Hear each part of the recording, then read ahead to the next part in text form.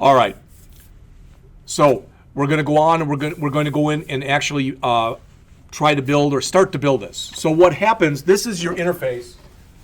So this is your Mac right here. It's going to say, "Welcome to my first app."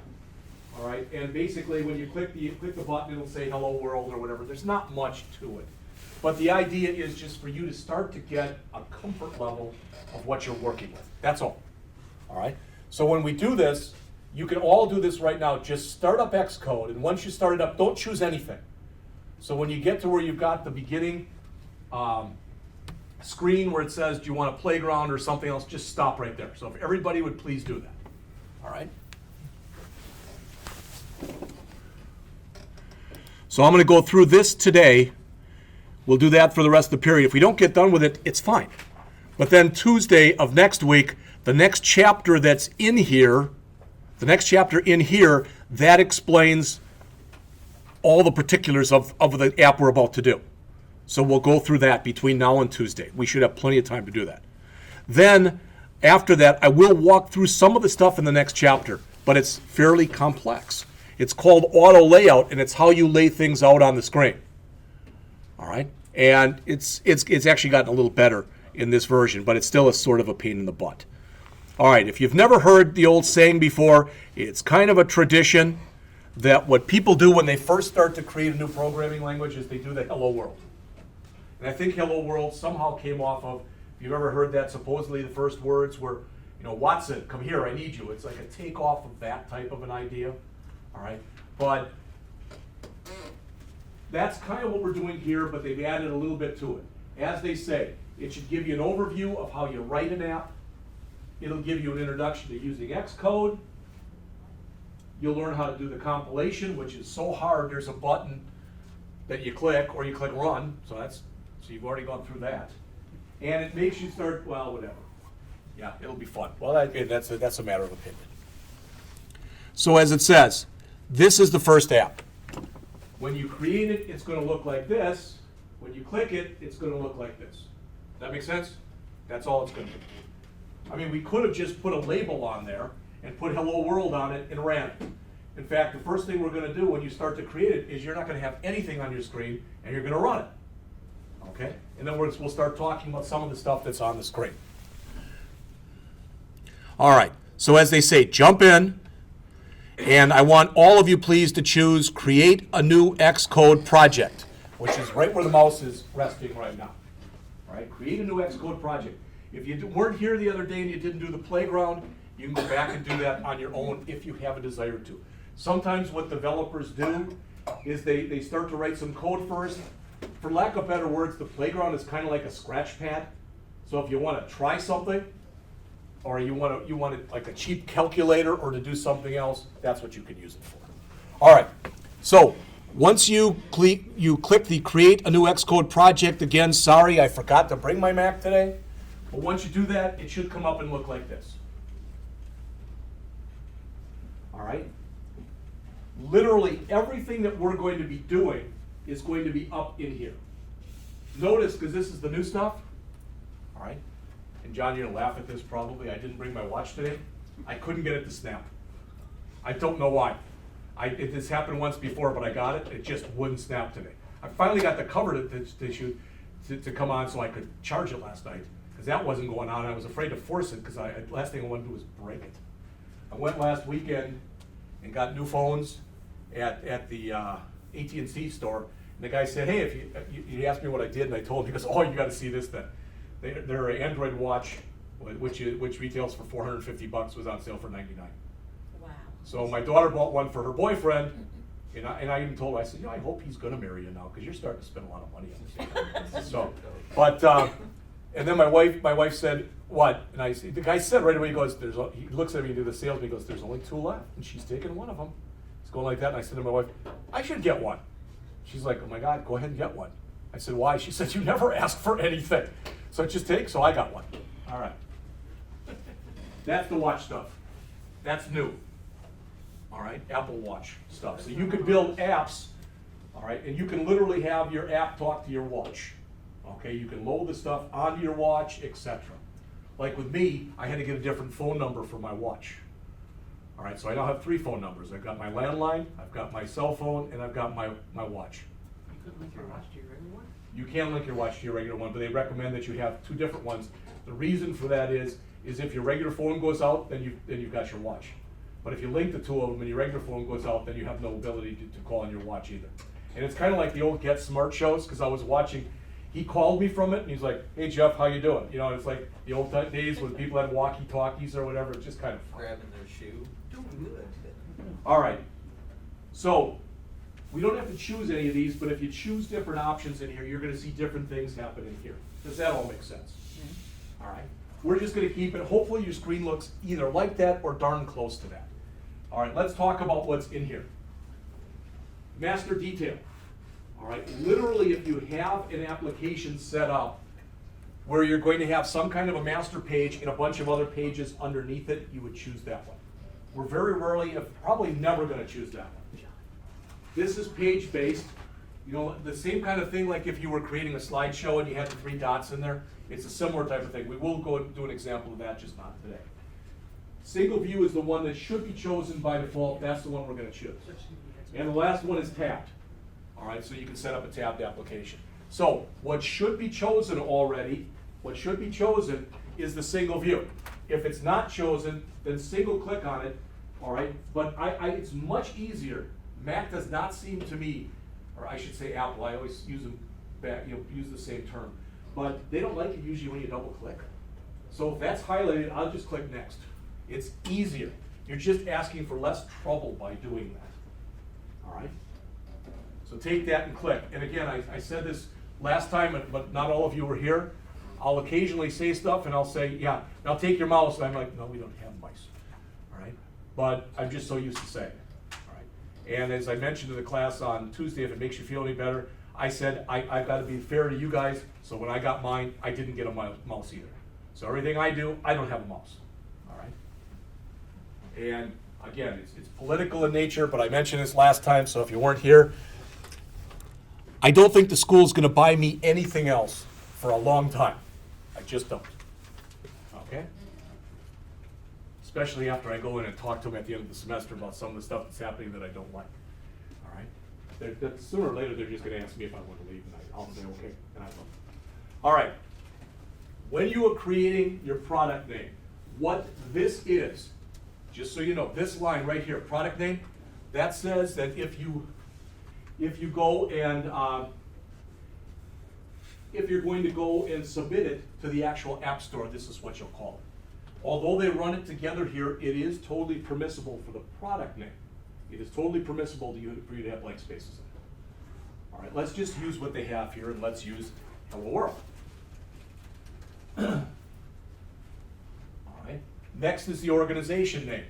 Remember how we've done this when we've done the stuff that we've been working on for Java, where we say edu dot whatever, all that stuff.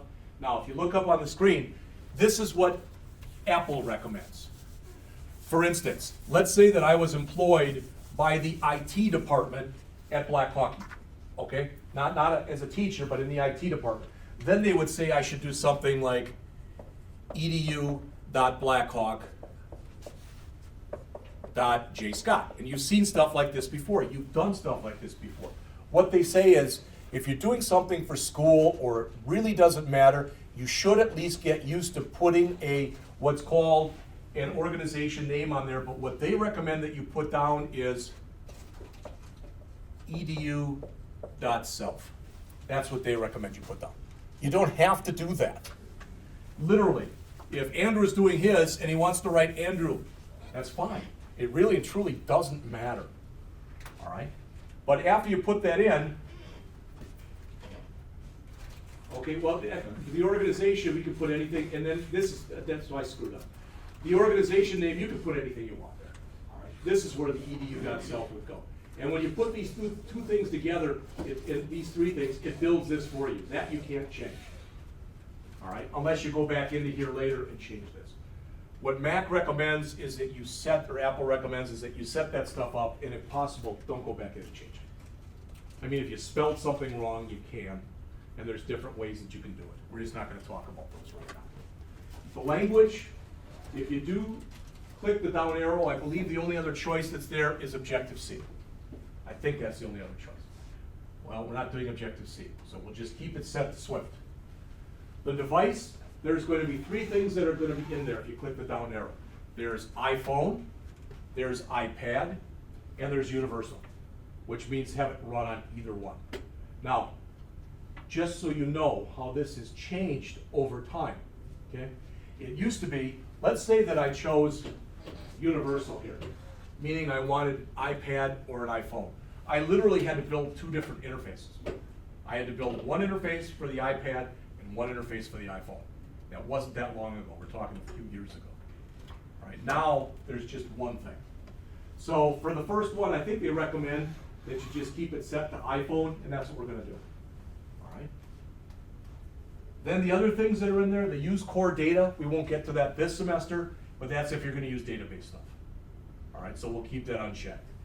If you include unit tests and UI tests, what it does, what the system does, we'll leave them both unchecked. But if you check one or both of those, what it does is it's gonna build more folders for you. So if you wanna do unit tests or user interface tests later, you've got a common focal point where you can put your testing stuff. All right? So even if you just leave it the way they've got it, it's fine. But put this together as one word. If you want to use app code, if you want to use something else, it really and truly doesn't matter. All right? So go ahead and put that stuff in, and then click the next button again. That's what I should have gone and shown you. All right? Because that's where they give a more detailed explanation of everything that's in there.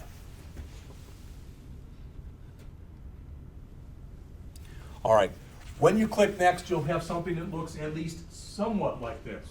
And what it's asking you right now is, where do you want to save your project? If you look along the left-hand side up here, hopefully one of the things that you see in there is desktop. All right?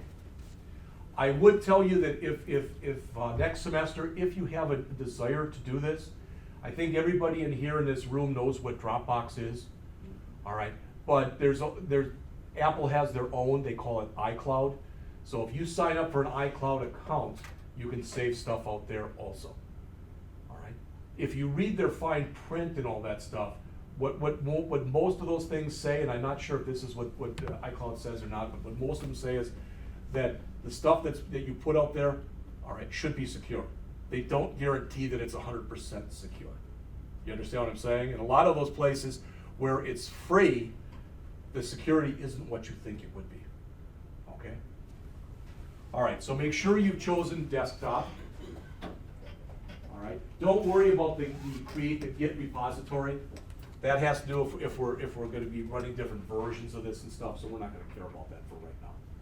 All right, so make sure it says desktop and then click create.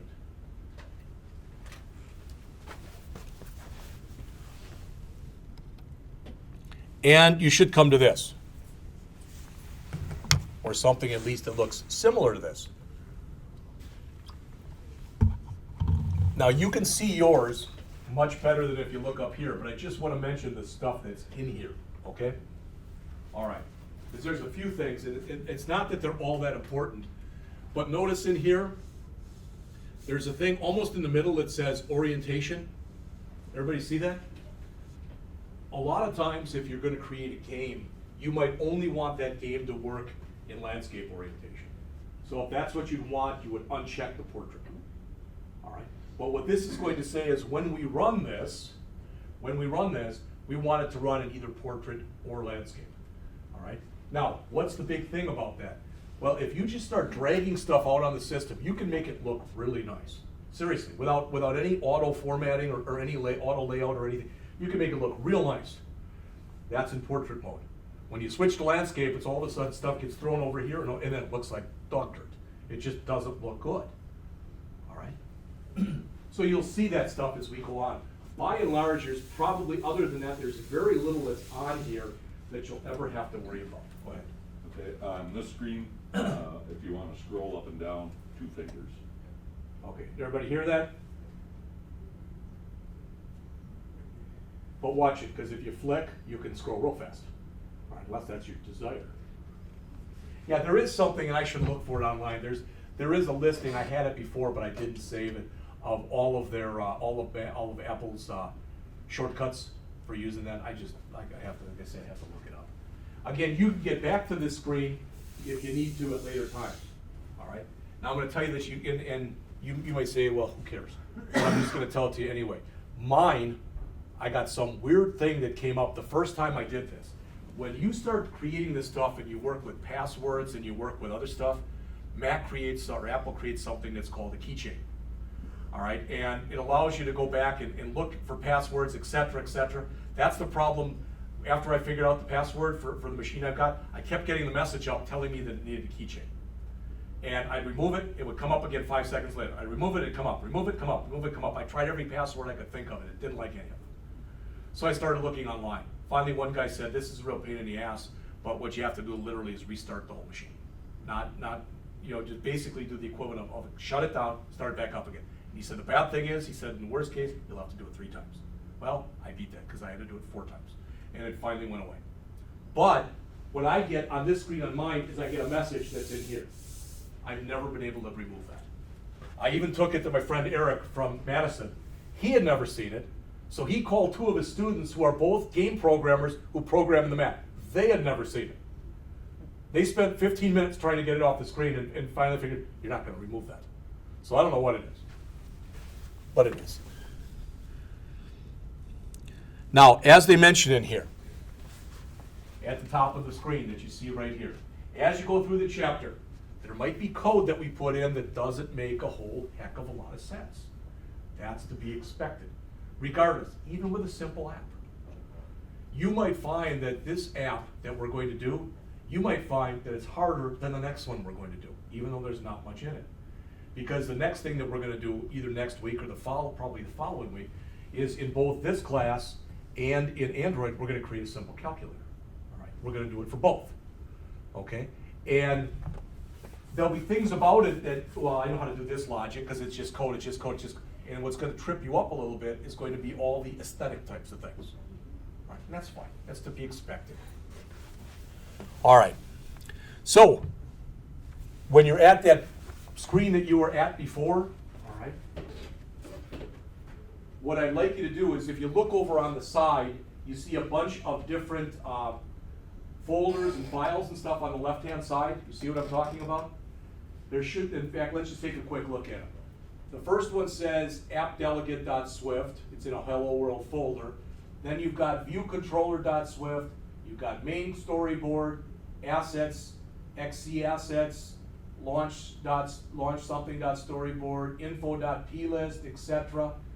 Hello World tests, Hello World UI tests, and products if those were checked.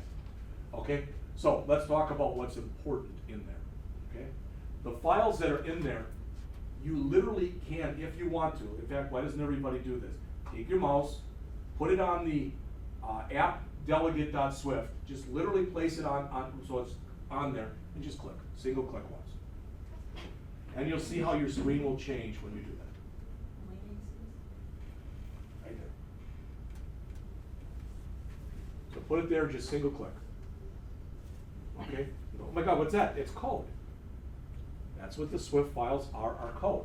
So a bunch of that stuff that's in here has been automatically created for you. That doesn't mean that if you've got a file like that that's automatically created for you, that doesn't mean that you can't go in and make changes to it. You can. All right, it's even possible with most of these files that get created for you, if you decide, I don't like the way they're set up, you can get rid of them and recreate them yourselves. All right, with most of the stuff that's in here. But it'll be fine. I just wanted you to see that. All right, so as you start working with this stuff, I want to show you what your screen hopefully looks at least similar to mine. You might have a lot more code on it. That's okay. All right. But if you look on your screen right now, kind of look at it this way. You notice how your screen is sort of broken down into thirds right now when you look at it? You've got a gray area on the left, a big white area in the middle, and you've got another area that's gray and white and whatever, off gray or whatever on the right. Everybody see what I'm talking about? All right, your area that's on the left, that's kind of the equivalent of Windows Explorer. It shows you all your different files, etc. Anytime that you click on any one of those, what appears in the middle is going to change. Does that make sense? So if you previously clicked on the appdelegate.swift, take your mouse and single click on the one below it that says viewcontroller.swift. And you should notice that what changes in there, now it looks much more similar to what you see up here on the screen. All right, so that's how you can iterate your way around in here. You use it for a few other things, but I just wanted to mention that to you. All right, I'm gonna say one more thing about, or a couple more things about what's in here. Do you see where it says there's a thing in there? It is a folder, even though it's blue, where it says assets.xc assets. Everybody see that? You see what I'm talking about? On the left-hand side, two things about it. Okay, first of all, that's where you put all your icons. So if you're going to have graphical user interface, that's where all that stuff goes. All right, that's the first thing. The second thing is, when we start working with it, I'm going to really ask that people, the first one we do together, because it's very easy to screw things up in there. Mac is even more particular, Apple is even more particular than Android, because they want all of their graphics. If you don't want to use their graphics, they don't care. But if you're going to set something up, they want them all to be a special type of pixelated size. 54 by 54, or this by this. They don't want it to be anything else. All right. All right, so again, that middle area that you see in there, that middle area, that's where your code is. And it's not just your code. What you're gonna see as we get started is, it's also where you put what's called your storyboard, okay? Now, the area on the right, this is probably the hardest one to work with, okay? If you take a look on the area to the right and you go up near the top of the screen, you see there's a bunch of buttons and other stuff. You see what I'm talking about? That's how you can make things show and disappear. So highlight the one that's way on the right, the last one, and go ahead and just single click it. See what happened? You should have made it disappear. Click it again and it should come back. Does that make sense? All right, so a lot of it is set up like this. If you take your mouse, I think, and you put it over the next one without clicking, I believe it does give you a little tooltip. I could be wrong. It says hide or show the debug area. You say, where's that? Well, go ahead and click that next one. You see down on the bottom of your screen? That's your debug area. That's also called your console. So when you use regular print statements, that's typically where that output's going to appear. All right? Most of the time, unless you're doing a lot of testing where you're doing print statements, you don't have that showing. But that's up to you. It's your interface. You can do whatever you want to do with it. All right, highlight the next one, and that says hide or show the navigator. So go ahead and click that. The navigator's that thing way to the left. All right. Sometimes, and believe me, I really mean this, what you're going to find is if you don't put line breaks in your code, all right, then Apple puts them in for you. So sometimes you're going to want just about everything that's on your screen to be closed except that big code window, because you just want to sit in code. So you now know how you can have those things appear and disappear. Does all that make sense? All right. So whether you have it open or closed is up to you. Now go to the next one. And that one says show the version editor. All right, go ahead and try to click that one. And it says comparison. Read that next word, blame and log. I don't even know what that's used for. That's how much I use it. All right. Go to the next one. And it says show the assistant editor. Well, what the heck is that? Go ahead and click it. Right now, it's not going to do anything. When it's going to do something, and this will work out well, because then I will be able to have the machine set up next week. So we'll just go through this stuff, and then we'll just call it a period. What you're going to see in the next class is what we're going to do is we're going to create what's called a storyboard, and it's actually out there already. When you have the storyboard, that's a graphical, I was going to say indication, that's not, it's a graphical representation of your program. Sometimes you want to have just the code out there, and you now know how to do that. Sometimes you want to have just the storyboard out there, and we'll do that next time. Sometimes you want your screen to split so that big white area is half code and it's half storyboard. That's what you typically use that assistant editor for. All right. And then the last one that's there, that says show the standard editor. All right. Go ahead, you can try to click that one and not click it. All right. And not much is going to happen. Now, if you do take a look below that, the first thing that it says there, at least on Tuan's here, it says identity and type. That stuff's all gonna change depending on what is currently active on the screen. So in other words, we're not gonna do this right now, but in other words, if you were to go and drag a label out there, it would kind of be like your properties window, where you can set the text that goes in the label, you can set the color, you can set the size, and a bunch of other stuff. So that's typically, that's that kind of the top area, all right?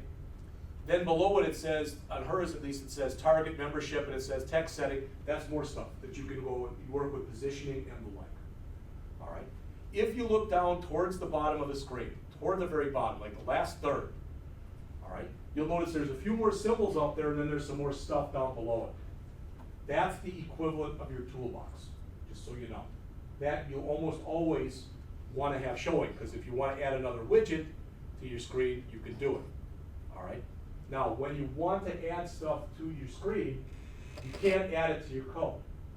You know, it's not like some of the other packages that we use where, you know, for instance, if you're working in ASP.NET, and you remember how you could be in either source code mode or design mode, you can drag a control out there? You can't do that here. All right. So what you have to do is you have to bring up the storyboard, okay? So if you go back, if you're not showing your Navigator, which is, what is that, the third one from the right? I don't remember. But if your Navigator is not showing right now, yours is, on the left-hand side, find the button that will show the Navigator. So it's up on top here, and it's like maybe the third from the end. It's something like that from the end. One of them says hide show Navigator. Keep going to the left. Keep going. Yeah, I think it might be that one. I don't remember. All right. Yeah, just like that one. So show your Navigator. All right.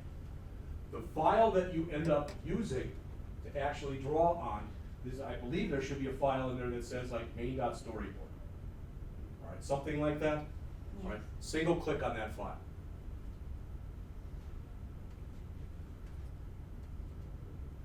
Okay, it doesn't look like much, but that's your drawing area. Okay, and what it's supposed to look like is it is supposed to resemble either an iPhone or an iPad. All right, if you look up at the top of your screen, somewhere near the upper left-hand corner on the top of your screen. Everybody do that, please. Yours probably says someplace near the upper left-hand corner, something like iPhone 6 Plus. You see what I'm talking about? That's right now what the emulator or simulator is set to. There is a down arrow by that, so if you wanted to change it and you wanted to have an earlier iPhone or something else, you could change it. If you decide now, okay, now I've got my storyboard showing, and this is where I'm going to put my controls, but I also want to be able to have my code in there, that's where that assistant editor thing that I showed you before, that's where that comes up. All this stuff, if I'm going too fast, you're going to hear it all again. You are. You're going to hear it all again. All right, we're just going to start from scratch next time. So, if everybody would do this, if you would all,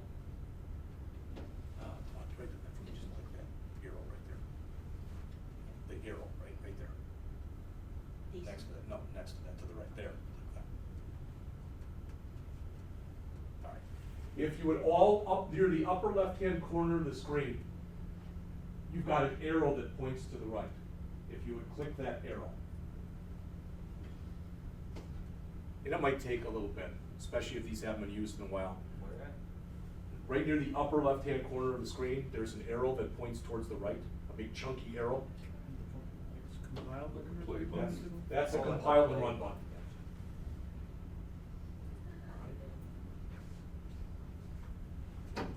You got it?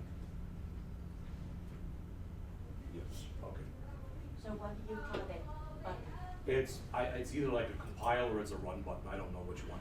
But what you see on your screen right now is that's a picture of the iPhone simulator. What will drive you nuts is this is kind of a goofy simulator now. They may have fixed it, they may have made it a little better from the version that I used last year. But it stays up. It's running as a special process. So you can go back to your code if you want to. If you want to do that, you go back to your code. But what you should see on your menu near the top is somewhere in the menu, I think it might be the first thing, it says simulator. So if you click where it says simulator, that's how you close it. Or just a stop button next to the play. Yeah. But Apple actually recommends that you close it this way. Puts an icon in your tray too. down Yes, the bottom. there's a bunch of them. With So- most of the stuff that's in here, I might tell you a way to do something, and there might be 3 or 4 different ways of doing it. So when I click on it and then I quit, Quit simulator. then Alright. they will quit. But what you just did, even though there's no code in it, is you just ran your first iPhone app. Granted, it didn't do anything and it was empty, but you saw it. All right.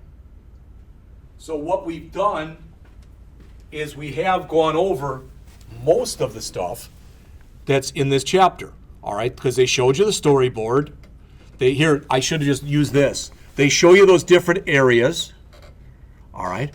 They had you run the app for the first time. You did that, and you saw this. All right?